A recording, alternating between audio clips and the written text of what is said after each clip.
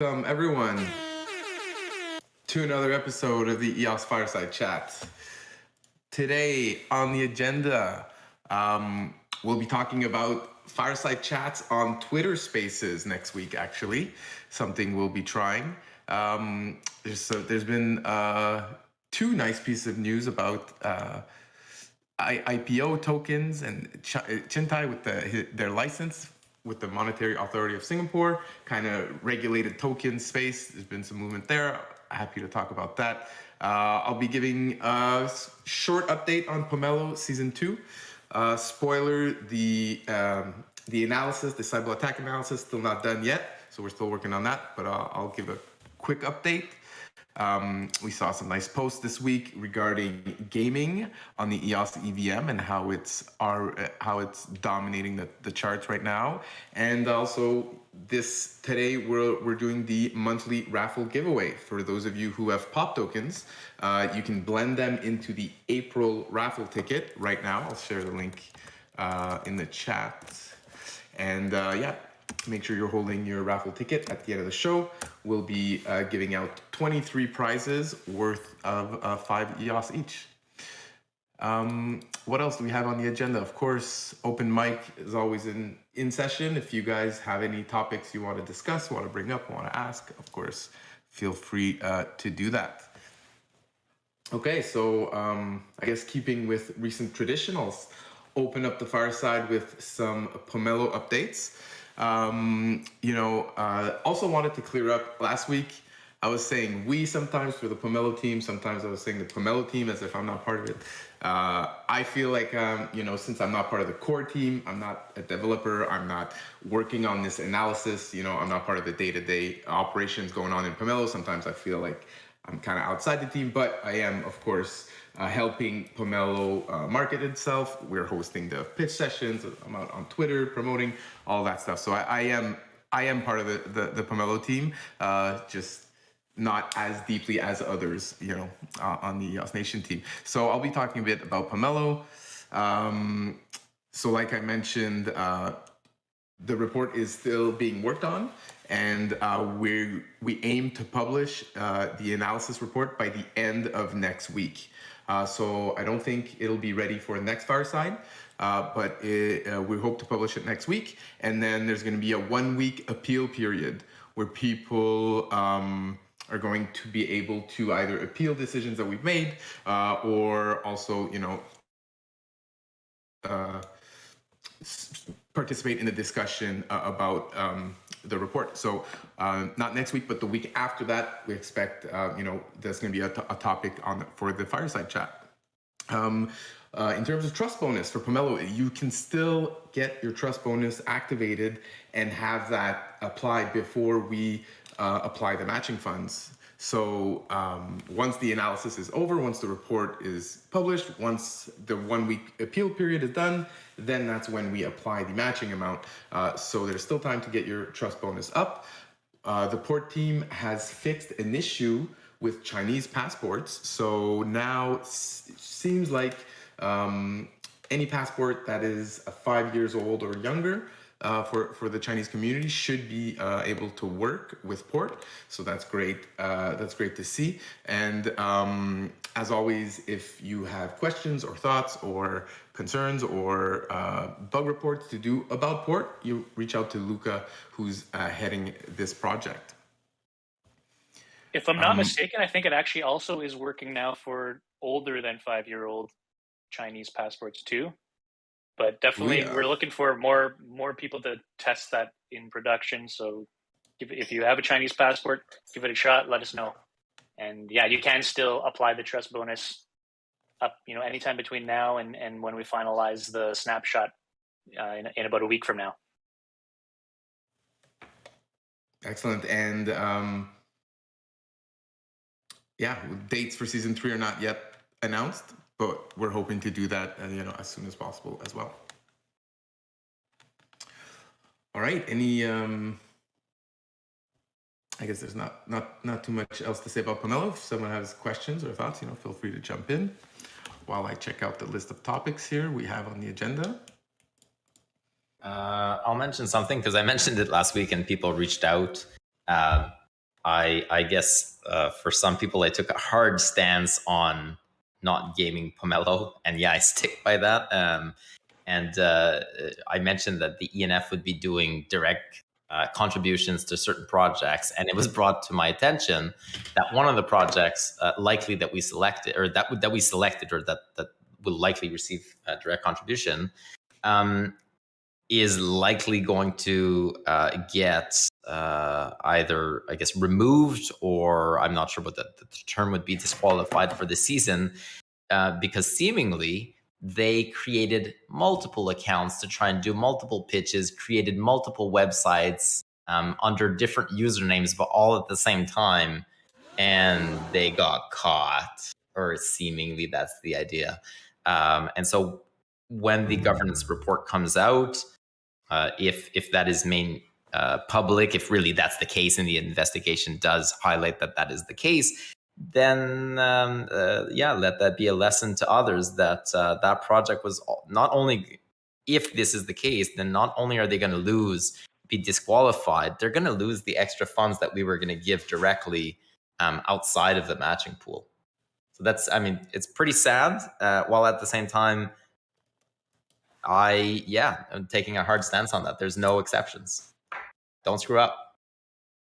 Yeah, and if you're listening to this show and you missed last week's episode, you can go check the Fireside replay. That's up on the Everything EOS YouTube channel. We've got some nice chapters out there, and then you can look for the one that says "Don't Shoot Yourself in the Foot" by Yves La Rose last week to know what Yves is talking about, if you are wondering. And one question: will the kind of those who are being noticed or identified as kind of gaming this, are they going to be kind of named in the report? Yeah. However, I say yes, but at the same time, I want to add the caveat that if it turns out that they are not, right? If the Pomelo team, through their investigation, turns out that no, then no, they would be naming them because there would be nothing to name. Okay, gotcha. But yes, if they are deemed to be questionable, and then that the determination by the Pomelo team is that the appeal process should begin, because then there's an appeal process, and yes, those on the appeal process, or those kind of on the hot seat, will be named. It will be public, such as happened last season as well.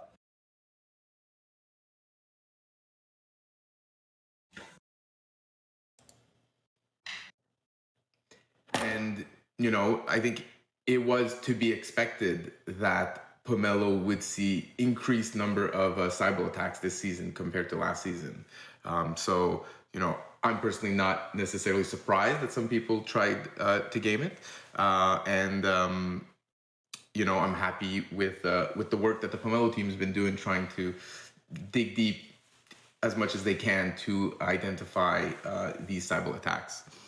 And it gives data as well, right? So the way that the people are being creative in trying to attack the system just builds an extra database of, oh, look, this is how somebody could attack the system.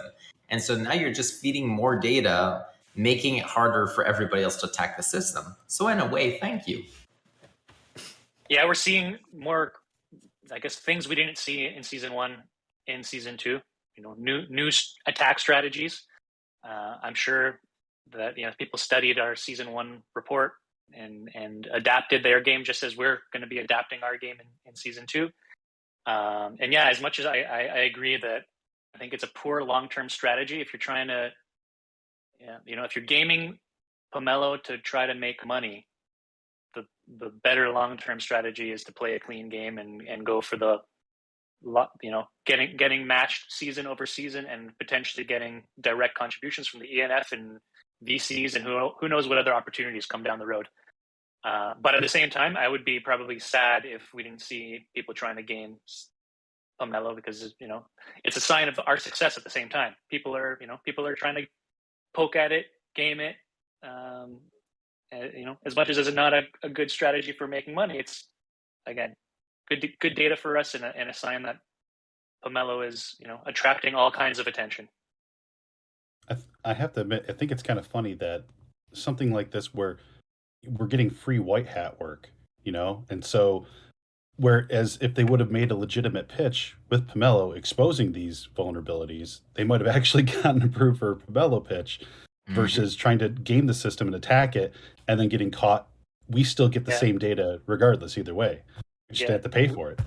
We were joking on the team that the amount of effort that what we're seeing here, what we assume was a particular attack, we're like, man, if this person just put that effort into doing a legit pitch, they would have a really awesome grant probably. And the funny thing as well is, in order to claim the matching, people go through KYC and AML. So not only should they have made a successful pitch in the past, they're now in a database, and now they try to screw the system in the future. We know who you are. Might be a good time to explain why people who receive matching funds need to go through a KYC AML process. Yves, did you want to share a little bit? Because I made it a requirement. I mean, that's really the ultimate answer. The idea is to build a web of trust through these different platforms. Eden has its AML KYC process. Well, not AML, but I guess it has a form of a KYC process. Pomelo has its form of KYC process. Ultimately, what you're doing through these platforms is building reputation in the system. And you're unlocking, in a way, different... You're potentially unlocking different mechanisms to get funded from the system in the future. And so I, as a decision, have made, our requirement is that if you want to access those matching funds, you need to go through a KYC process. There are obviously regulatory advantages to doing so as well, in terms of kind of what you call cover your ass. But really, it is an extra layer of building trust within a particular community, opening doors to potentially future funding and non-funding support potentials. Yeah, and to come back on the the mechanisms that Pomelo has in place to deter cyber attacks, one is the percentage of all donations that is reserved for the next round of matching pools. So I think that's 10% right now. So these attackers who do get caught, they also lose 10% of whatever funds they use to try to attack the system. So while I'm not surprised that people are attacking Pomelo, I'm kind of surprised people are attacking Pomelo at the same time as well, because there's not much upside, especially compared to the upside of actually just using Pomelo to build in the ecosystem and get paid for it, right? So anyways, that's kind of what little update we wanted to give you guys on Pomelo. I know a lot of people were asking, when they'll be able to claim funds. So hopefully you have a better idea now of when that time will be. Okay, Twitter Spaces. So this Fireside, has been pretty popular. I enjoy hosting the Fireside. I know a lot of people enjoy attending, and I think there's been some nice discussions. And I think, and we think that more people could be exposed to these nice discussions and be invited to join these nice discussions if we were doing this live on Twitter Spaces. So that's what we're going to try next week. I should be able to bring my soundboard over to Twitter Spaces. And but in order to do that, or in order to participate as by talking in the Twitter Spaces, it's important to note that you can only do that from mobile devices on Twitter Spaces. So you'll need to have your phone or iPad to join the Twitter Spaces if you plan on participating. On desktop, you can still listen in, but apparently Twitter hasn't figured out how to let you speak from a desktop app. The cool thing about desktop, though, is that it does like an automated transcription, like in real time, and it displays the text in your native language, which is pretty cool. So that's another reason we decided to kind of test out the Twitter Spaces, especially after the EVM success, because then, for example, after the Spaces, we've always been live streaming a video stream to Twitter anyway, but it doesn't have that same functionality. So let's say you're Korean, Chinese, Spanish, Turkish. You could actually be listening in on the Fireside chat on Twitter, or you could listen to the replay because I set it to record and allow replays after the fact. There's like a text transcription on there, and it's auto transcribed. So that's pretty cool too. And it's in like real time. So while it's live, if someone's just listening and not speaking because they don't speak English, they'll be able to see the transcriptions on their screen in real time. It won't be perfect, just like any other AI transcription, but it is a cool little feature. That's the only benefit to desktop though. So just to repeat what Steph said, if you plan to speak, join from mobile. If you have no intentions of speaking, because I know there's some people that I see regularly on these calls and they never really speak up, then those people are fine on desktop. It's a Twitter thing. It's just how their Spaces software works. Yeah, so it's going to be my first time hosting a Twitter Space event. I'll run a practice run before then. Hopefully everything goes well. And hopefully, you know, we get some increased exposure for EOS and for all the exciting things that are happening every week in the world of EOS these days.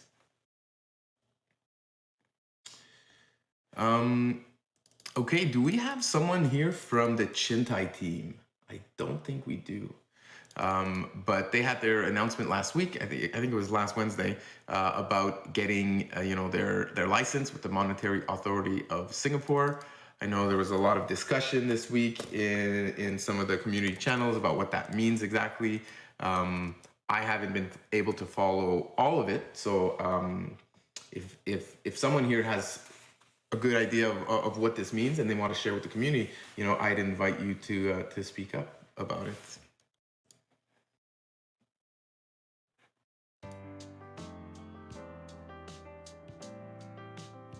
Maybe you could invite Ryan or David to come speak next week at the Fireside Chat, Steph. Yes, good idea.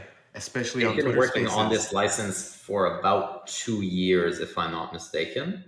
And I don't know all of the details, but I believe that having this license now enables them to actually list other tokens on the platform in a compliant manner, and essentially open up the platform to projects who want to tokenize, such as, let's say, tokenized real estate, etc., you know, security assets, etc. I believe that the license enables them to be able to do so. So there was the missing piece to actually get the functionality of what they're trying to build up and running. I think that's a TLDR, but yeah, if you could invite Ryan or David to come and speak, that'd be awesome. They're definitely OGs of the EOS space.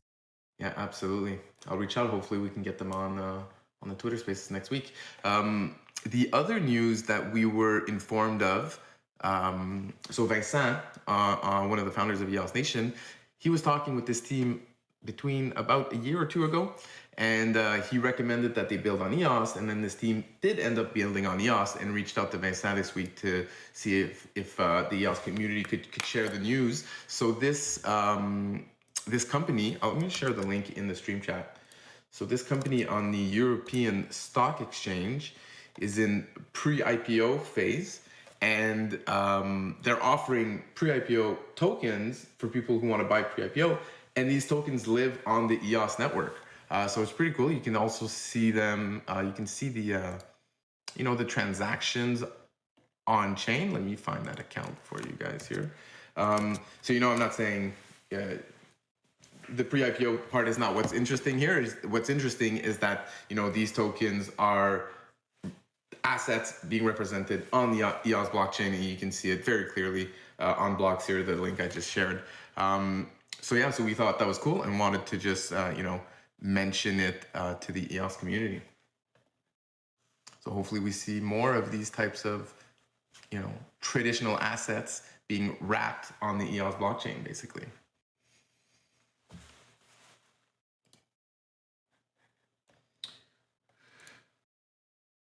All right, I see here Vitruvius typed in the stream chat that he's not able to blend some pomelo seeds and some soil. Yeah, looks like you don't have the inventory available for that blend, but I'm going to share the direct link to the April raffle ticket, so those who want to blend the raffle ticket can go directly to it. So I just shared that in the stream chat. So get your tickets up and blended before the end of the show to participate in the giveaway. Let's see how many. Why is my face beside the pomelo seeds? That is a good question. Or it's probably a message. You know, they're chatting with you, or they're getting scammed by someone. Yeah, who's this person? You. I don't know. So be careful, Vitruvius. If you're trying to speak to me, I'm clearly not speaking to you. So whoever you're speaking to on what looks like maybe Messenger is not me. Nice. Or you are somebody that I know, and you're behind a pseudonym that I didn't know of.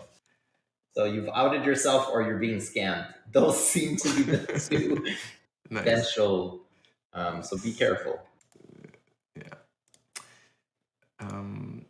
Let's see here. I'd like to bring something up, I guess, if it's kind of free chat right now. Let me just close up the pop token raffle ticket. So we got 24 raffle tickets right now. There are 23 prizes. So at least one person is going to get unlucky today and will not receive one of the prizes. So do keep that in mind. All right, go for it, Yves. So there's some alpha that has not been, disclosed anywhere. So this is the first time that we're mentioning it. So last week,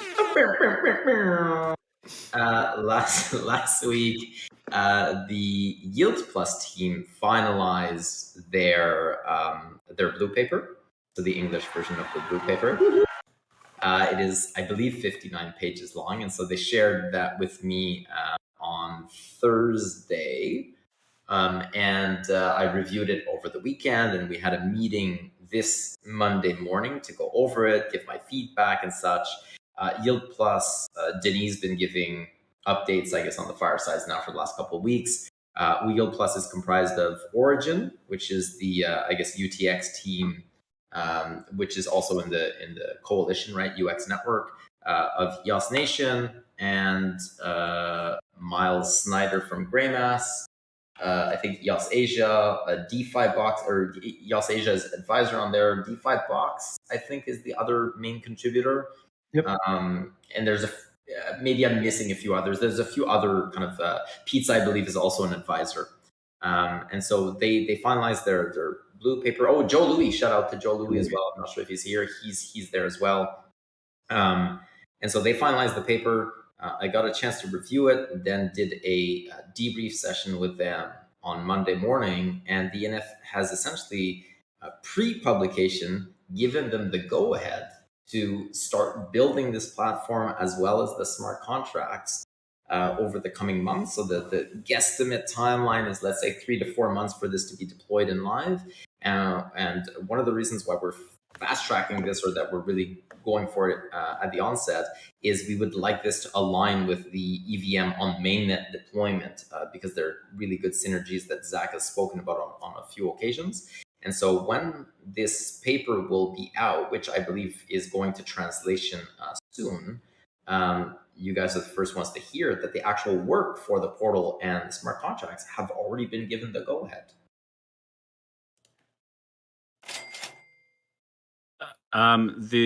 There should be a one-pager that's in process also that we discussed on Monday, and I believe we're planning to publish that before the blue paper. So it'll have kind of a very, very high-level overview of what's in those 59 pages, but the 59 pages go really, really deep.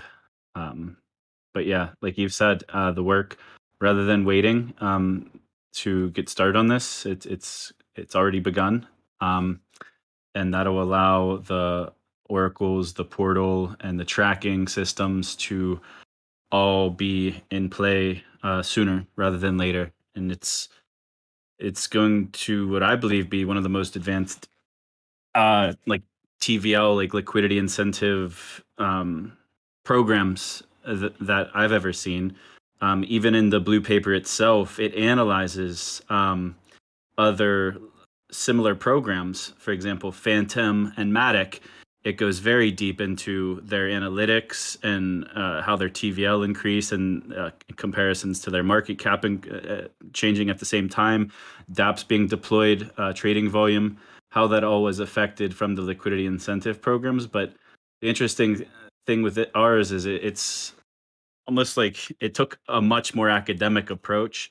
And that is one of the advantages of being behind in some cases, is you're able to kind of take a step back and analyze what everyone else has done and what they were successful with and what they weren't. So the Yield Plus blue paper goes into that, into the data, really deep into the data. And I believe that those sections were done by the Origin guys, because that's kind of their bread and butter.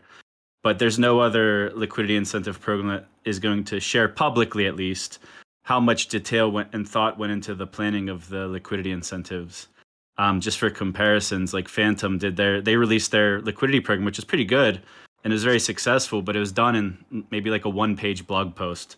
So like we had to make a lot of assumptions and guesses on how they came up with their program. Whereas ours, it's kind of like it's out in the open, it's public, it's very detailed. And I believe that there are certain sections that aren't even necessarily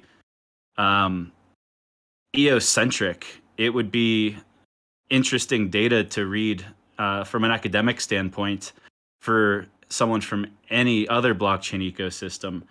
And that's actually one of the things that came up on Monday, and a reason for a slight delay on sending everything to translation was to reformat the blue paper to take more of an academic formatting approach in the sense of like AP, is it APA? Whatever the format, MLA, whatever the formatting is for the citations and everything, to actually be much more academic in that sense and just how it's cited and viewed. Because it is very much an academic research report, as much as it is outlining where EOS wants to go with its liquidity incentive program and the reasons why. The reasons why could be applicable to pretty much any chain that wants to take this academic research and take their own actions based on the findings of the Yield Plus group. So it's just another opportunity to kind of be another door that's open for other chains to look into. Even if they don't care anything about EOS, I think this would be interesting to DeFi enthusiasts. And if that's the case, if they just read this paper because they're a DeFi enthusiast and care nothing about EOS, that's still an EOS touch point. It's one step closer than that person or those people were before. And that's kind of our iterative approach we've been taking, is one step at a time, one touch point at a time, to grow this ecosystem. So I'm super, super excited. It's heavy, but I think it will be the most exciting and most talked about blue paper we've done, because it's something that a lot more people are interested in as far as DeFi and liquidity and trading and things like that, compared to like security audits or wallets or core code. So I'm looking forward to those discussions.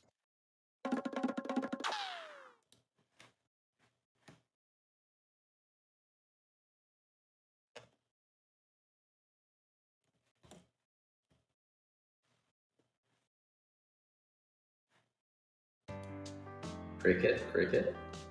I can add a few more, but I think Yves and Zack summarizes really well the Yield Plus initiative that's going to come along the way. But yeah, I think the teams that were on it, myself included, and all the core team members, like we really thought about it. Like this exercise is about thinking of how the chain, as EOS mainnet, wants to operate a liquidity incentive reward program, and spend 4 months thinking about it, looking at all the different scenarios, looking at different chains, how they did their incentive reward programs.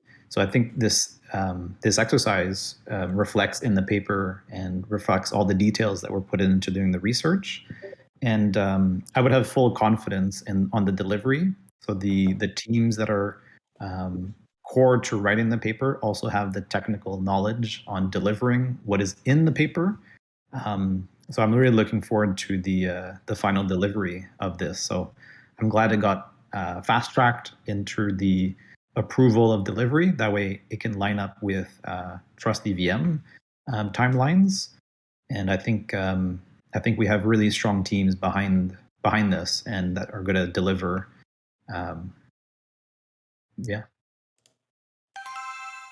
Ding-ding-ding.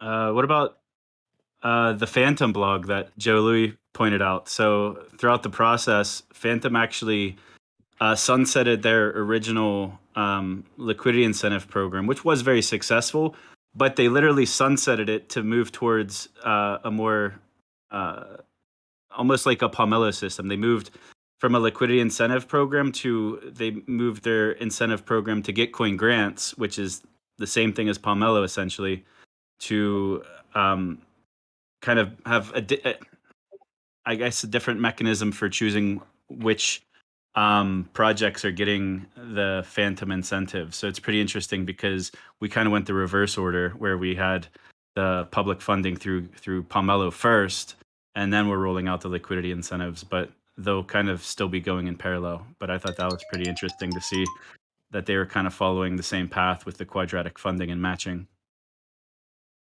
Yeah, this is a recent article that Fantom just published this week, I think, even very, very recent. And yeah, they're going kind of sunsetting and going towards a Gitcoin model.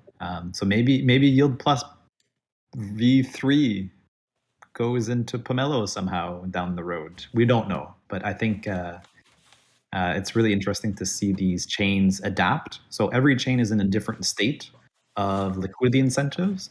Fantom has been operating, I believe, a year and a half or maybe a year. They're in liquidity incentives. So each chain is in a different state. So maybe the final form of Yield Plus is a Pomelo version yield initiative quadratic funding mechanism. We don't know. But I think what's nice with EOS is we already have Pomelo, and it could be the next versions of Yield Plus. But I think we need to go through the first steps, and I think we have minimum 1 year long of liquidity incentives in the traditional form, and then we can kind of get fancier with quadratic funding mechanisms. I'm interested to see how the DeFi projects utilize their EOS liquidity incentives. So there's different tiers. Yep. I think the minimum is is it denominated $500,000 worth of EOS? I can't remember the specific number. Yes. Yeah. So basically, that's most DeFi projects. So they'll get a certain number of EOS, which is going to be detailed in the blue paper. And I'm interested to see all of the different options for what they do, because you think about it, like they could do it. They don't have to deliver that EOS as a liquidity incentive. So if you're staked to like a box EOS pool, for example, like they don't have to just deliver the EOS directly. They could take that EOS, they could do a buyback with it. They could incentivize like lockups, and maybe you got to lock up your tokens, your liquidity, and that's how you get the extra bonuses. But regardless of how they decide to implement it, it'll be interesting because they'll all do it a little bit differently. And also all of the yields will go up. Like every single existing DeFi, most of the existing DeFi projects, at least the bigger ones on EOS right now, are all going to qualify for more than the first tier. So your DFS, your Pizza, I'm not sure what Vigor has right now, but I think they have it. As long as they apply and go through the application process, which is also detailed in the Yield Plus blue paper, there are several minimum requirements. But all of the DeFi projects, if you're using DeFi on EOS, most likely you're using a project that has enough TVL that it'll qualify for this. So it's pretty much a guarantee that all of the yields will go up in some way, shape, or form. But it'll be interesting to see in what form that yield does go up. I think with the EVM projects, because once the Trust EVM goes live, obviously there's no projects there yet. So you could see projects like a Sushi Swap or someone who does like multi-chain deployments. They have already got a token. But what I think will be cool is if a new project can launch. So if you guys were around when Box launched and DFS launched, they all did the fair token distributions, which were popular at the time, like a YFI like distribution for locking up liquidity. So it'll be interesting to see if any new projects pop up, whether on native EOS or the EVM. It doesn't really matter. But if it's a new project that launches and it's able to have a brand new token and it's able to attract at least $500,000 or ideally like way more, like DeFi Box and DFS were really successful at getting tens of millions of dollars of liquidity really quick. It'd be interesting to see different like buyback and burn mechanisms or just pure buyback mechanisms on new projects with limited supplies.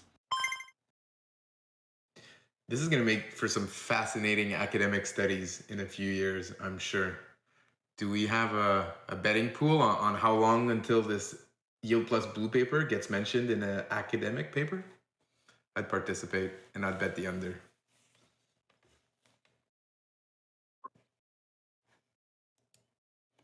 We did also suggest to make it a requirement in the requirements for Yield Plus that the programs that participate in it and that apply through it also have to be members of Recover Plus. So that's the other piece of news that kind of flew under the radar in the last week, is that the Recover Plus portal silently launched. And I believe it is at eosrecover.com. I need to go check. Yeah, that's correct. I think James Mart leaked it out. I don't know where he found it, but it's been public, so there's nothing to hide there. What was that? Yes. Two strikes, you're out. So yes, it is eosrecover.com. And so I invite you all to go and check that out. That's, I guess, it's not it's a soft launch. So the blue paper, the light blue paper for eosrecover.com. No, it is not recover.com. Recover.com. I'm not sure what that is, Max Joe. So it's a soft launch. There's going to be an attached blue paper or a light blue paper with this particular working group, the Recover Plus group. But the website will give you an idea of what is being worked on and what the project is. So one of the other things that we're doing with the ENF and the different working groups is trying to find synergies between them, right? So the Yield Plus will synergize very well with the EVM Plus, and now we're including, I guess, Recover Plus in there as well. So as there starts to build kind of more momentum in these different facets, and they can start feeding off of each other to a certain extent, then we really believe that that's going to increase or amplify the value of each within its own right. Another cool thing with Recover Plus, I don't think it's a very recent development, but recent as in the last few weeks, is they'll be deploying basically their own testnet. So it won't necessarily be Jungle or Kylan, but it'll have their own testnet where they run essentially fire drills so that all of the participants in Recover Plus go through a recovery process as if a real exploit happened. So that'll be detailed in the light blue paper as well, and on the website also. But that's another cool, I guess it was new to me. I missed a few of the meeting, so it was new to me whenever I hopped back in, but that's something really cool too. So they'll be prepared. So just like you do fire drills in school or at work, so that whenever a real fire happens, you know what to do.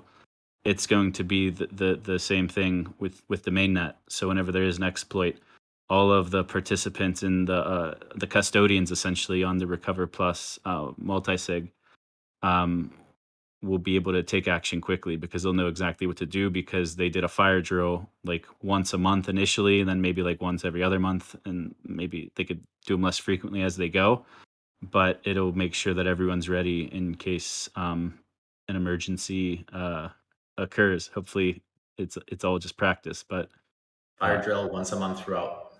Yep. Yeah, and doing those fire drills is really helpful, because sometimes you might have practiced something 9 months ago, but you get rusty, or you don't know how to propose an MSIG, or you don't know how to push a particular transaction to help recover.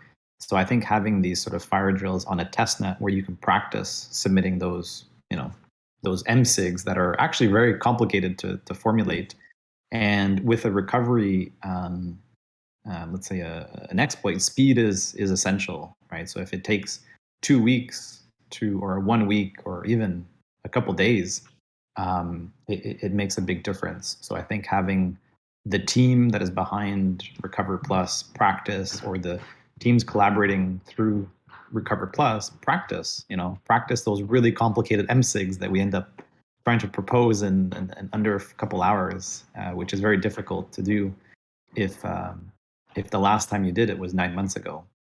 So I think just to clarify, because Zack said, once a month, and then at some point it'll be less. No, it is once a month throughout. That is what's on the agenda, or what's on the table for that group, so that there is no potential of, they haven't practiced in a few months, or they've gotten good enough that they can stop practicing. No. It is once a month. That is the program. That's the initiative. I stand corrected. That's awesome. And Zack is too busy; he can't join everything. So and ideally, I mean, every time you do a fire drill, you're better for the next one, and then you get better and better, and you get. There's a committee on there, and the idea is that Eden will also be a member on there, and so we're trying to integrate the other initiatives from the community to also have a varied group of people within what would be, let's say, the Recover Plus committee, so that there's technical expertise, community expertise, block production, and kind of more smart contract expertise as well, because it really requires a different type of skill set in order to get a recovery actually going. It is quite resource intensive.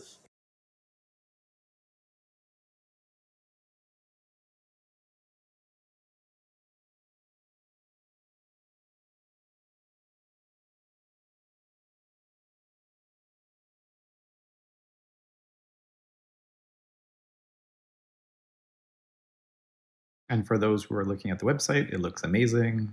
It's a really good, the team that built the Recovery Plus made an amazing job at presenting the information. There's even, if a project is audited, if it's MSIG'd, if it's open source, all the links for that project are there.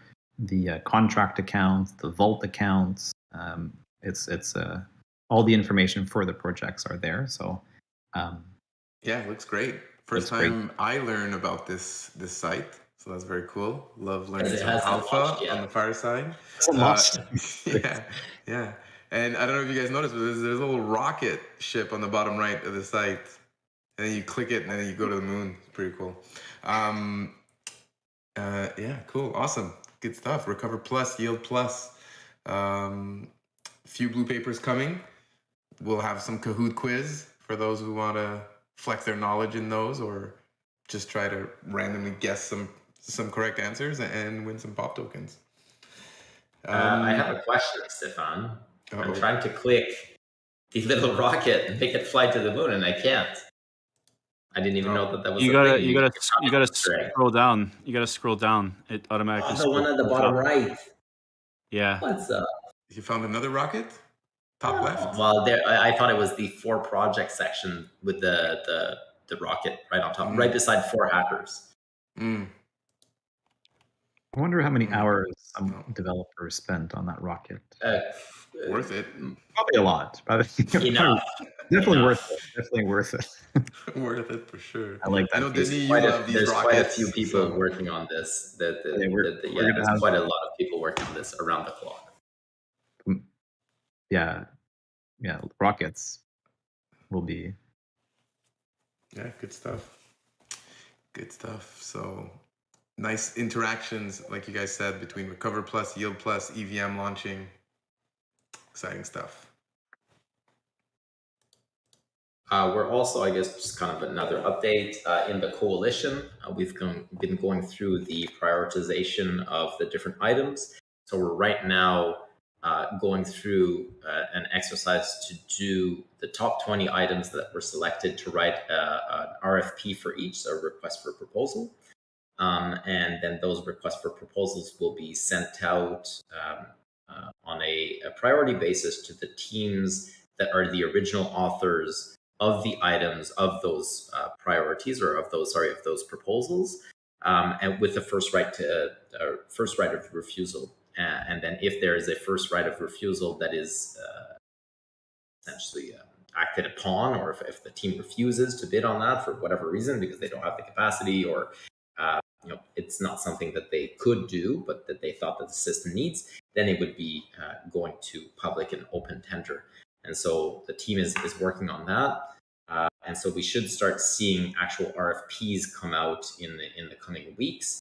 Alternatively, at the same time, we've also been working on some of the bids that, or some of the proposals that weren't found in the blue papers. So the most prominent one is faster finality. So that was laid out as the highest priority in the coalition. And so that's also an RFP that is being created. And we talked about that Tuesday on the Scalability Plus, so yesterday on the Scalability Plus working group, which is the first working group that came out of the coalition that I believe I mentioned last week. And so that's pretty cool too. So we've got a team, the UX team is likely going to be bidding for that function, or bidding for the management as well as development of that function alongside other contributors that they would hire or work with in order to get that done. And so that's pretty exciting too, because the idea is that we would have faster finality being worked on by the coalition, likely as the first or second project being started. Alongside the other one, which is also being drafted, which is the SDKs that came out of Wallet Plus. So the proposal by Greymass and Rami from Ultra. That's also been highlighted as one of the top priorities, and that's going through the motions right now to go through an RFP, then to go to a bid and figure out how to basically implement that.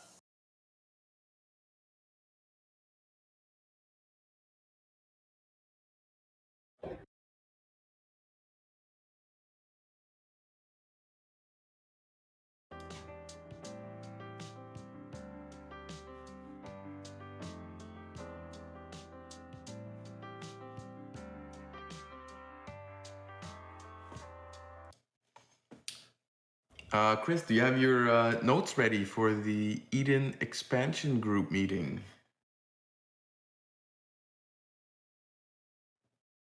Or maybe Brandon wants to start us off. Can you hear me okay? Cool. Yeah. Welcome, I mean, I was kidding on making notes. I'm eating Doritos here while I unmute. Nice. So yeah, it's there's not. I mean, I said there's not a ton of really news per se. Denis is sort of so Denis is a high school teacher teaching a curriculum class right now on financial literacy. That was sort of the main driver. It's Eden Expansion Group, however, it ended up being more of a working with Denis on PowerPoint presentations for his class started with like just financial literacy about what is money versus currency, and something that many of us in crypto can appreciate that difference. And then it got into, well, why Bitcoin, or why cryptography, and as far as Bitcoin being another alternative to digital scarcity, or sorry, the invention of digital scarcity, I suppose, and then why it could be used for money, and then why EOSIO came. So there was a lesson on EOSIO versus just proof of work. And then we talked about EOS. He did a lesson on EOS. And now we're at the stage finally where he's going to do a lesson on fractal governance, kind of to close out the semester. I guess it's a full year at this rate. So that's sort of what the primary thing has been. As far as the working group itself, we do have weekly calls. Ping me if you want to get invited to that, if you want to join in. We also have a children's book, a grade 5 oriented children's book about the fractal governance process and the political playoff process. That is pretty cute, I'd say. I'm biased, my wife wrote it, but whatever. And so we also had a Pomelo pitch. Season 1 and Season 2 was there. So funds from Season 1 haven't been touched. Season 2 also have not been touched, obviously. So the intention there is we will put up a bit of a website to make this all publicly and easily available. Maybe get an illustrator for that children's book and make that free and available for PDF download. And then use this as a kind of a starting point to share some ideas about fractal governance. And then as well, we'll take all of the the work that Denis has been doing just about this high school curriculum, essentially, that started with crypto and what is money and all that jazz and led into fractal governance. We're going to kind of refine a lot of his presentations. Some of the information is copywritten, like, so he used it for his class, but it's not something we should really share. So we'll probably take some of those funds to get a more professional illustrator or graphic designer to help us refine all that so it can be publicly available, and then just continue working on this sort of general topic and making this a repository of information and education for crypto, EOSIO, like why is this technology so amazing? And that, still doesn't seem to be very well known in the broader crypto community, as I think we can all attest to. So especially once we have a new name for EOSIO, then we'll be sure to rebrand it all. So maybe we won't get too far ahead of ourselves with putting that name everywhere. But yeah, that's kind of the general gist of what that's all about. Happy to answer any questions. And again, if anyone else would on this call would like to participate, shoot me a note and I'll get you in that Telegram channel. Very cool. Thanks for sharing an update. I would like to say thank you to ChrisBarnes on the notes for all of the Eden CD calls. It saves me, I guess the new group of CDs is keeping their calls to an hour. So it's probably saving me 40 minutes to keep up to date on what is going on in Eden. And I don't think I'm the only one that appreciates that. So I just wanted to say thank you. Yeah, no problem, likewise. man. I second that. And actually on that, I was thinking maybe you'd be a good person to kind of give a general overview of what's going on with Eden. I know before the election, there were a lot of different initiatives coming at the, solving some of the challenges that Eden may want to solve from different angles. So I don't know, do you have it in you to give us a brief survey of the terrain right now? I have it in me, yes. Let's see. So yeah, and to Zack, your point, the calls are much shorter. This current set of CDs are far more, I don't know, I guess I'll say deliberate in terms of their intention for these calls. I think the last set we just enjoyed hanging out half the time, so they just drifted on to random conversation. So, but yeah, much more pointed. They're hour-long calls, and it seems to me right now, what have they been talking about? A lot about the bylaws that so those who don't know, Eden has this rule, we'll call it, like Eden had an original peace treaty that Dan drafted, and anyone who's joined Eden has basically attested to have read and understood the peace treaty. It's part of that video onboarding script. So in that peace treaty, one of the rules that's quite clever that is from Dan's book, More Equal Animals, is that any sitting government or any sitting set of leaders can't just arbitrarily change the rules of the organization and then ratify them to be like actually ratified rules that people have to follow. And the idea is this idea of sort of incumbent advantage, where if I'm in power, I'm going to change the rules so that I remain in power for the next election, whether that's gerrymandering, which is like changing districts to make sure that my team wins, or whatever it might be, right? So I can change the rules. So in Eden, in order for the rules to change, the current set of leaders, so the chief delegates, have to propose new rules, and then the subsequent election needs to take place, and those elected leaders have the opportunity to ratify the previously proposed changes to the peace treaty, or in this case, it's a bylaw. We've changed it just to bylaws. So a lot of the discussion has been around these next set of CDs here are looking at what was proposed by myself and Lovejoy and others, and sort of like basically, do they want to ratify these? And one of the big challenges is that what needs to be ratified requires code changes. So Eden as an organization really, I mean, because it's an early experiment to any objective observer, and we don't have, Eden is not functioning like a traditional organization would, with clear roles, responsibilities, and one of those roles would be maintaining the code. So that was previously left to sort of Dan's fractally team, and since they're moving on to fractally, they're not maintaining that code anymore. So now Eden as an org, that's one of the biggest challenges, is how do we now take these bylaws and then ratify them, but then also the bylaws will be out of sync with the code, and so we've got to get that code fixed. So that's one of the big topics on their agenda. They motioned and created in the last meeting basically an office or a sphere, as Chuck McDonald calls it, around technical lead. So someone's going to take that role. It does look like, I know Edgar, who is the head chief delegate, his dev team, Adenia, I do believe they're going to put forward a proposal. There is an RFP that's been issued as well within the Eden members group. So any Eden members, if you're a developer type or have a team and you're considering that you might be able to take on that responsibility, I expect it would be paid. That's still not quite cleared how that's going to be done exactly. But yeah, so that's kind of one of the big things is to get the code changed. And then the changes are each election will be 3 months apart as opposed to 6 months apart. And the dues to enter are no longer going to be 10 EOS, but 3 EOS. And the final big change is that the head chief delegates pay that, I guess it's not really pay, but the amount of funds they receive is no longer 5-ish times what a regular chief delegate would get. So that head chief delegate spread is now going to be equal to what the chief delegates get. And that, of course, needs to be taken in, like the code needs to be changed. So the treasury management part.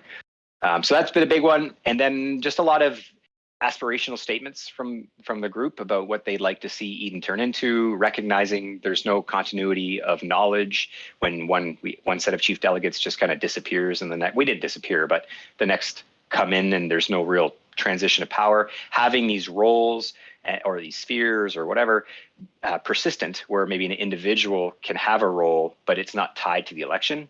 That's something that I know Josh Seymour, myself, and Lovejoy, we've talked about this for a long time. Like 8 months ago or something, last summer, we were talking about this idea of using a holonic system like a holacracy, where there's roles within the organization, and then Eden leadership can basically vote to appoint individuals to those roles. So I've talked a lot, but that's, I don't know, that's a brief summary, I suppose. Not that brief.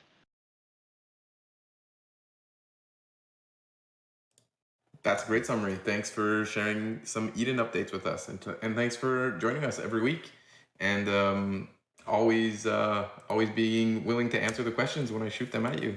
Appreciate it. Pew, pew. Hey, I'll say one other thing while I'm blabbing here. In Discord, there is a hackathon planning group. And so if anyone's interested in participating, Chevs has joined the call. We've got a Trello board up tracking some actual, like a Kanban board tracking progress there. And Phoenix OG has done a ton of work to prepare a proposal. So he's doing some other stuff now, and we're going to kind of pick up the reins of this project and try to get a hackathon actually across the line, a virtual hackathon across the line, and plan for EOS. So anybody on this call who wants to participate in that, please check out the channel. And I'll send you a calendar invite, and we're having calls Tuesdays at 3 p.m. Eastern in this same voice room we're in right now. I believe it's the same one. So by all means, anybody who's interested in just kind of volunteering and helping, that would be excellent. Thank you very much for that, Chris, for picking that up. Much appreciated. No problem.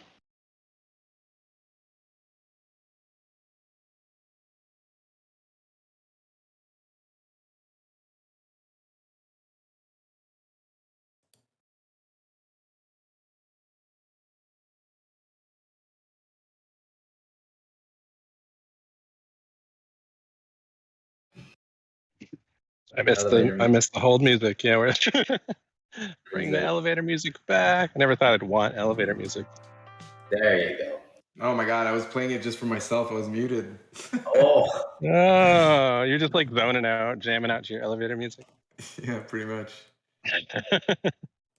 Why is no one talking? Yeah, we might not make it 2 hours for the first time in months. I don't have that many other topics on my list of topics I wanted to bring up. I guess there is one final one, Brandon. I was supposed to ask you about some upcoming blog series. Yeah, we're gonna launch a new series, developer spotlight series. Architects of Consensus. So first up on the docket will be Areg, and yeah, I had the pleasure to interview Areg, and it went really well. And we've got a really in-depth interview, and I think people will be really excited to get to know the developers who are doing all the heavy lifting behind the scenes and largely don't get much attention. So yeah, excited to release that. It should be coming out tomorrow, and we'll try to keep them coming for you.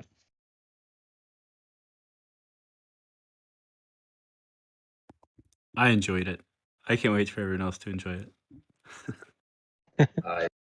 Yes, it's quite lengthy, and apparently it was cut in half.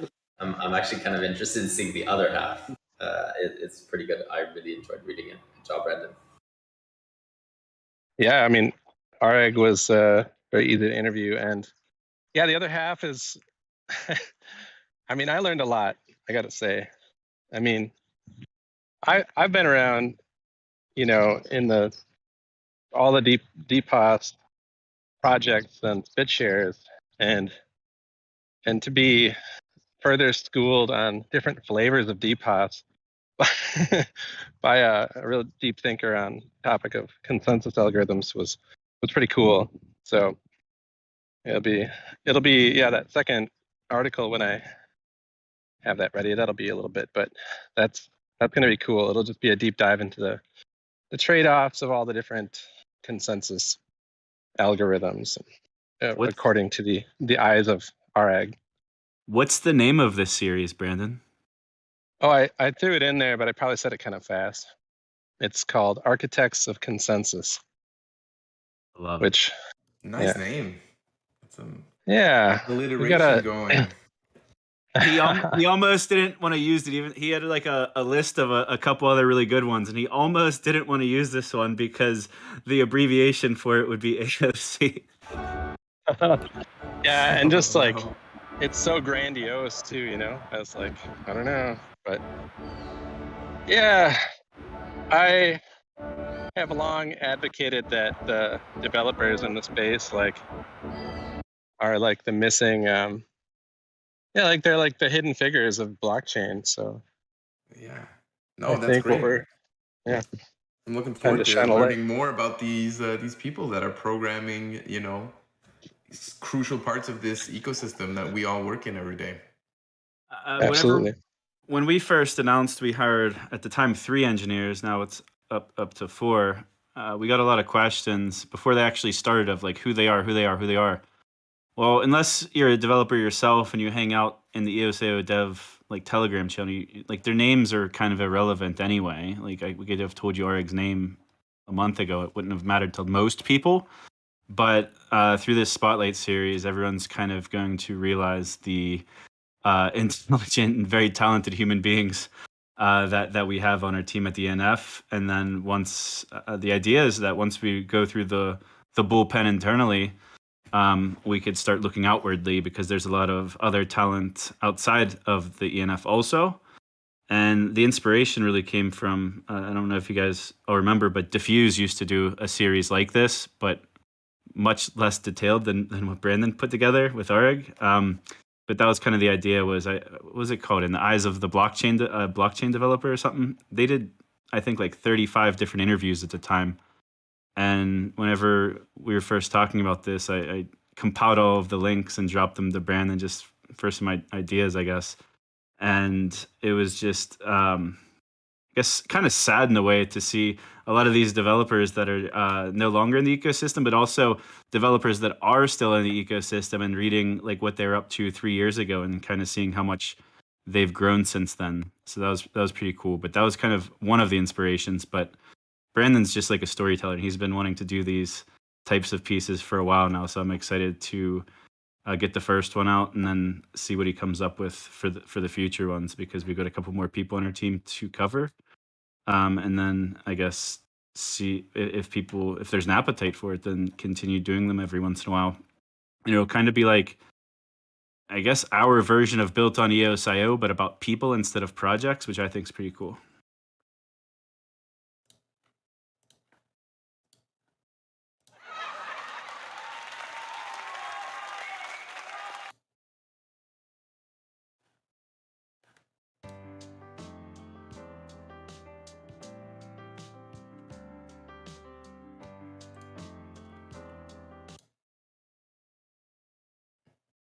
And statistically, Areg committed more code to the EOS protocol than everyone except for 3 other people. He's got the 3rd most or fourth most commits to the original Block 1 EOS repo. So I'm sure that number will increase as we continue developing it on the ENF Mandel branch. Number 3 is Matt, and Matt is likely the next spotlight. He was on the call earlier. Is he still on here? Nope. No. I see that he dropped. And I also see that this is the first Fireside chat in maybe 3 months that Aaron is not on. Oh my God. Did he take a day off? No. I'm pretty sure no.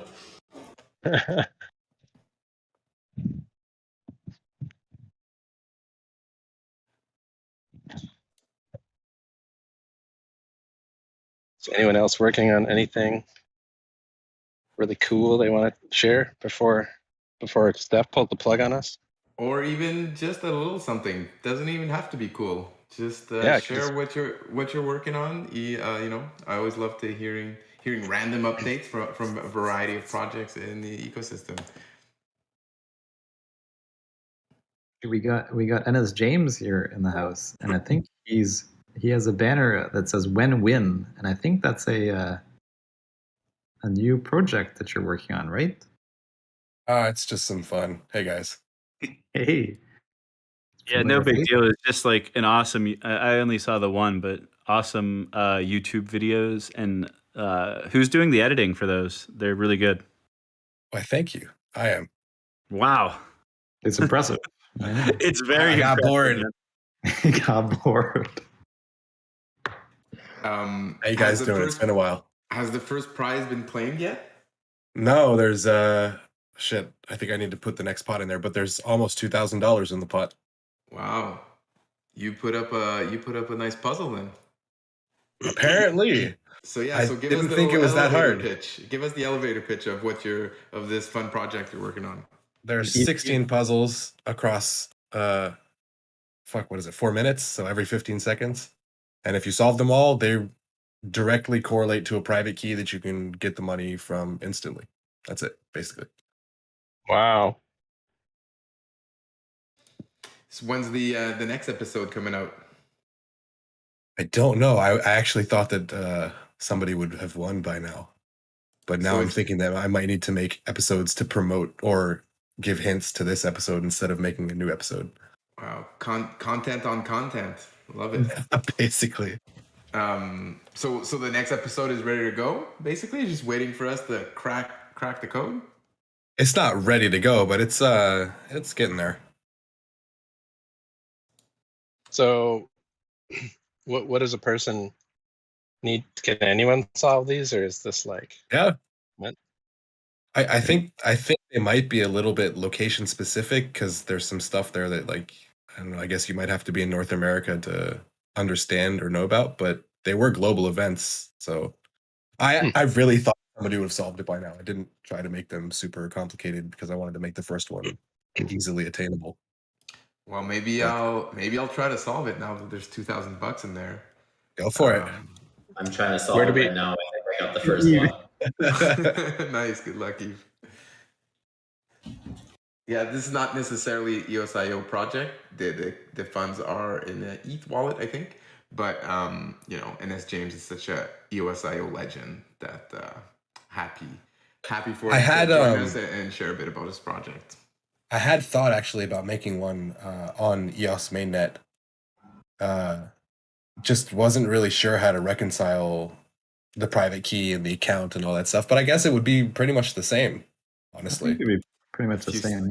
Few extra steps for the user, but yeah, it's cool. So how much money are you putting in the pot every day? So it's every day I'm putting in. The first day I put 25, and then every day after that I'm putting about $100. So I think right now there's like $1,600 in the pot. There's only a couple days left. It's gonna be expensive in gas. Yeah, actually, I think possibly. You know what's funny? Maybe somebody has solved it, and they're just waiting. Oh yeah, they've got their front running Ethereum bots programmed, ready to front run a transaction if anyone tries to steal it. That's what I considered that. front running bots owned me on a trade the other day. Fucking Ethereum. Oh, no. But I am super excited about everything that's happening in EOS. Or I wouldn't be in this fireside chat, of course. Cool, awesome. Thanks for joining. And I appreciate this name of yours better than the other one where you were trashing NFTs. NFTs are bad. It was a satire show. No, I like NFTs. I mean, obviously, I literally work for an NFT company, but I like NFTs. Nice. Does anyone know why the crypto markets mooned when the Fed announced the height rate today? Just happened right before this fireside started. Because For the same reason that all coins moon when China bans Bitcoin. Because it's the real reason is because the Fed said a 50 basis point raise, and they're not going to do a 75 basis point raise. So everybody already assumed and was already priced in that it was going to be 50 with potential to be higher than 50. And so the fact that they shot that down technically is good news because the market moves quicker than the Fed's. Yeah, right on. What the You're hell, saying we had Trim? too much FUD? Yeah. Why didn't you tweet this out yet? Come on. Yeah, like I was saying the other day, I don't care about daily price volatility. Long term up. Focus on market cap. I'm focused on the second puzzle now. That's my focus. My puzzle is finding out who Trimbot is. Oh, well. Never going to happen. Never. I think he said he needs $1 million a year or something to out himself and work full time on being an EOS influencer, something like that. That is correct. Do you We'll consider need more yourself? Pomelo budget, Yves. Sorry, I wasn't listening. I'm listening to puzzle number 2. Say that again. No, all good. He was just teasing that Trimbot, in order to dox himself, said that he needs $1 million of funding. So I was saying we'll need to increase the Pomelo budget. I think I've got the second one. Be careful. The Ethereum frontrunner might be listening in. Now that Nathan's here on the call, I kind of want to confirm whether or not I've got them. Not gonna happen. I'll tell you one thing: 14 of them are easy, and 2 of them aren't. Okay, well, I think I have number 1 and 2, and I'm guessing those are easy. Hi, everyone. Hey, Evan. Hello. Thanks for joining. Better late than never.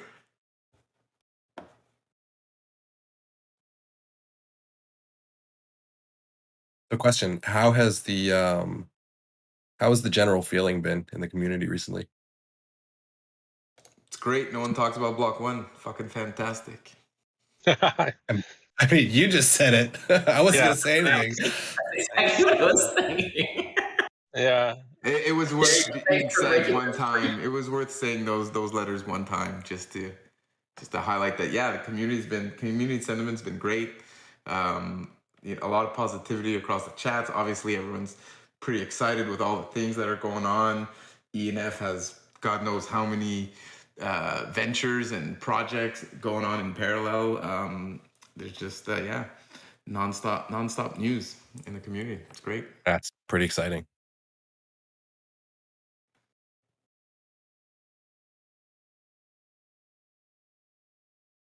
Not to mention EOSIO Plus, which is pretty cool. First time we see some serious interchain collaboration happening among EOSIO chains. Pretty excited to see where that goes. And funds have been transferred, right? So it's not just theoretical. There's $2 million right now on EOS that has been contributed already from the 4 coalition members. What is that actually going towards? It'll go towards whatever the coalition determines are the priorities. So like like I mentioned earlier, out of the 4 blue papers that were drafted, there are a lot of items from there. I believe 12 or 13 out of the 20 come from the 4 original blue papers. And then there are other ad hoc items that were brought up by the participants in the coalition. The first one being finality. And so the likelihood of funds I'm thinking the first funds that are going to be spent will be for the second payment of the branding going towards the branding company that's been working on the rewording or the rebranding of EOSIO. So first payment was sent upon contract beginning, and the second payment is due upon contract end, which is next week. I see. So basically, they're going to prioritize every list item and then go down from most important to least important, and see how long that runway lasts. No, because there's certain things that can run in parallel. So, for example, right now, the likely two beginning projects will be Faster Finality and the SDKs, because they're completely different teams, can run in parallel. But as I mentioned earlier, out of the top 20 items, RFPs are being created for all of them. And so then we'd be able to see which ones can run in parallel. Are there some that overlap? Are there some that, you know, the same teams or whatever? So that we would maximize and begin as soon as possible, as many as possible with the funds that we have. So we do have $8 million commitment so far. $2 million been transferred as part of the first quarterly payment. Yeah. And this is going right back into the Mandel repository? Well, at least the core stuff. It depends. So what do you mean by the core stuff? Oh, you mean the actual the protocol level? Yes, correct. So the I guess Mandel is the release name, but the repository was being held by the ENF kind of as a de facto owner at this stage. But now that the coalition is formed, the ownership essentially is the communities, and it's the four coalition members are the ones that have administrative rights over that repo. Mandel is the first release, and it's not moving locations though, right? Nope, not as far as I know. And so it'll go in there. Ultra is part of those discussions as well. We had because Ultra signaled, or David signaled, and Rami as well, that faster finality is a priority for Ultra, for example. So they're invited to join in on those discussions and see, you know, what would that mean for Ultra? What does that mean? What are you looking to do? And that's kind of been my job on the dev team, to kind of go over Mandel, because we also need to change upstreams if we're going to, of course, not use B1's upstream anymore, which is now defunct. So I've been going through all of the code that's been done there, and definitely we have some tickets. I won't go into it too much because I don't think I'm allowed to, but we do have some tickets to investigate that on our side. So it is something we're very, very looking forward to. Well, I invite you to join the calls and I mean, we want as many of the EOSIO chains to participate as possible. The door's always open. The calls are recorded and then made public afterwards. Basically, anybody is free to participate.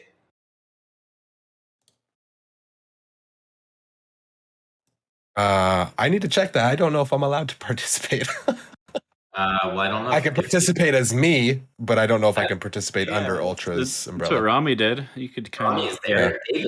David Hansen is also part of that, so I don't see why you wouldn't be able to. I mean, it would give you. I can participate as myself, but I don't know if I can come under the umbrella of Ultra, because we have, you know, direct hierarchy of chain of command and whatnot, which is a good thing, in my opinion. Well, but I will join as myself if you do get the authority to do so. Yeah, no, I can come as myself, which I'm sure observing is okay. and acquiring. Yeah, getting the lay of the land can only be helpful. Hello, everyone. Wow. Hello. Hello, who was that? That sounds like a voice from another dimension. Yevin and Yevgenia. Evgenia. There you go. Thanks for joining us. Good luck in the raffle later on if you guys are holding raffle tickets from April.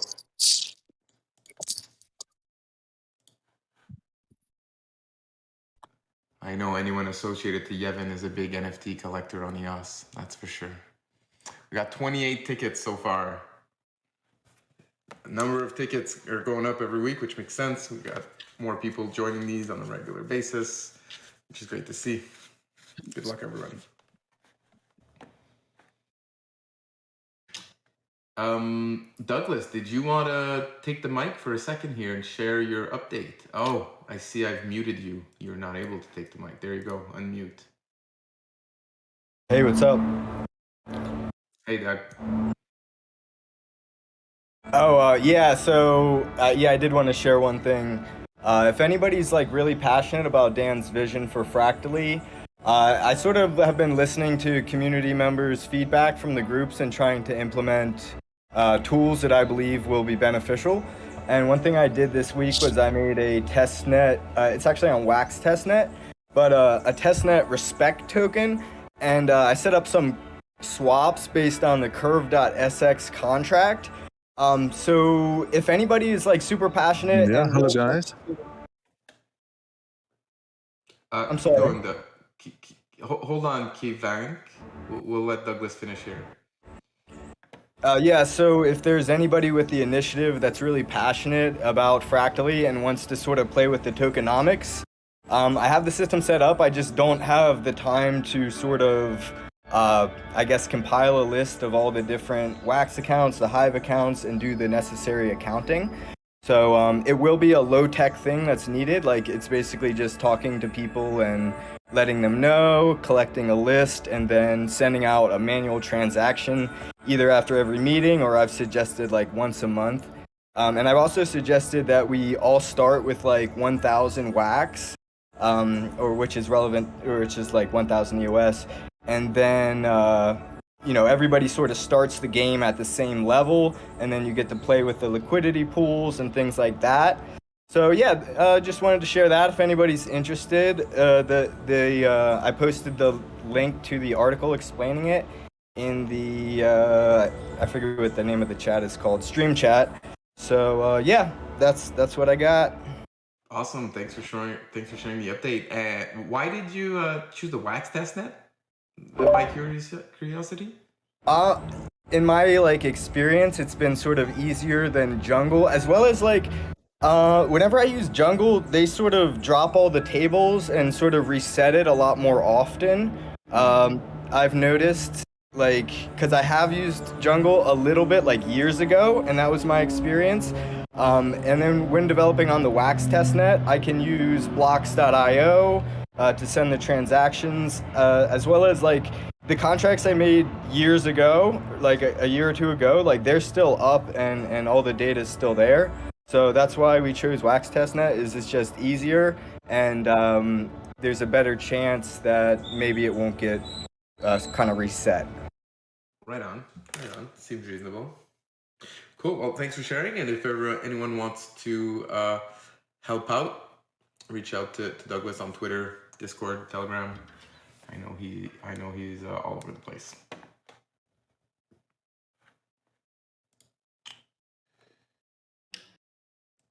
All right. I guess I'll do another final reminder about the Twitter Spaces Fireside chat next week. So it's not going to be on Discord. We're going to be doing it on Twitter.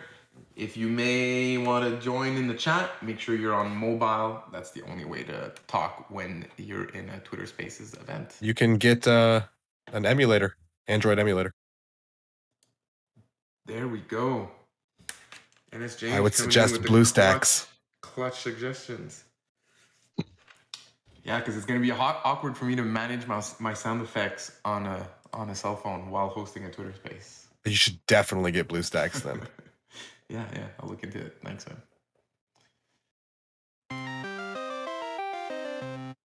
That's me leveling up.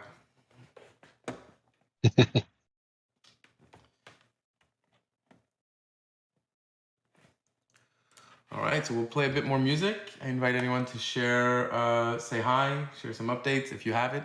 And if not, I guess we're going to wrap it up soon enough.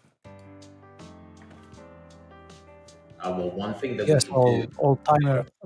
Sorry for interrupt. Oldtimer have an update, and yesterday we deployed 2 smart contracts, one for the token and another for the NFT on the Trust EVM, and this is something new from our side.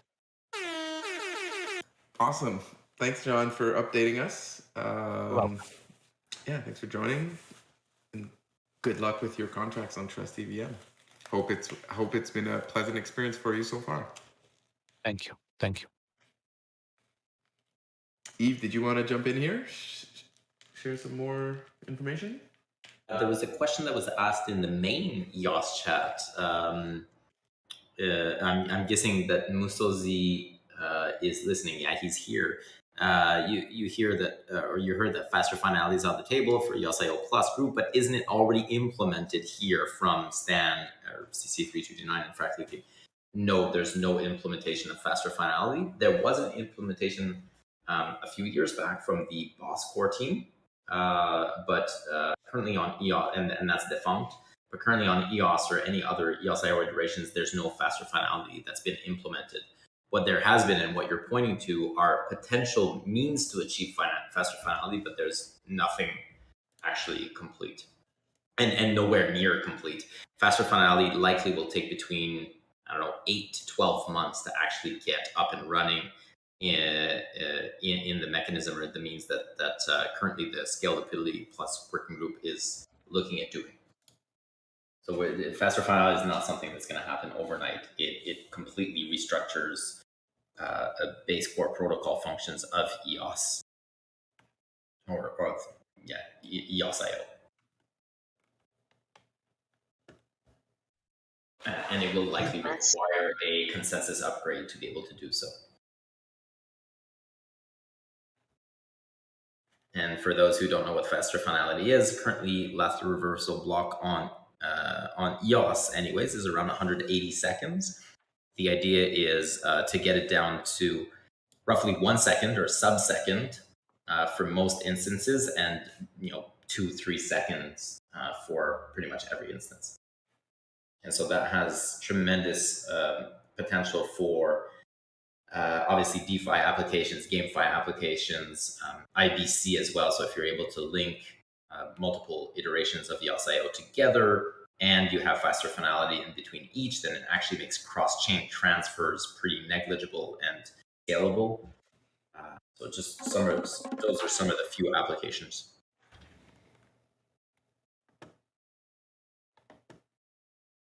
But what I was going to say before that is, if anybody wants to win $2,000, it seems that if there's 5 or 10 people that got together to solve 16 puzzles, I'm pretty sure we could do it. Yeah, baby. I already have 3 done. Or I believe I have 3. Only Nathan knows. That's the hard part about it. Honestly, I need to work on, that's what I'm working on right now, is the website, because you don't know which puzzles you got right or wrong, and that's a problem. I didn't even go check the website. I'm just looking at the videos. You should. Where's the website? When-win.com.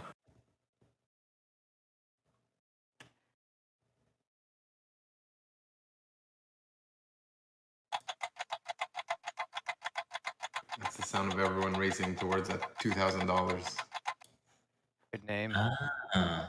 So I enter this into each field, and then it'll tell me whether or not.